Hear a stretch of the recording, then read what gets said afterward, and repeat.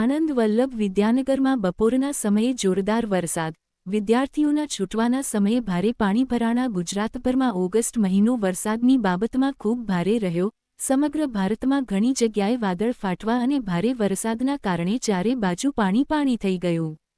આજરોજ બપોરના સમયે ઘનઘોર વાદળા આવી ચડ્યાને રાત્રિ જેવું અંધારું થયું અને જોરદાર વરસાદનું ઝાપટું પડ્યું અને થોડા સમયમાં જ વલ્લભ વિદ્યાનગરના મુખ્ય રસ્તા ઉપર પાણી ભરાઈ ગયા. ખાસ કરી શાસ્ત્રી મેદાન અને આજુબાજુના વિસ્તારોમાં જ્યાં મહત્તમ કોલેજ અને સ્કૂલ આવેલી છે ત્યાં આગળ વધુ પ્રમાણમાં પાણી ભરાઈ ગયા હતા.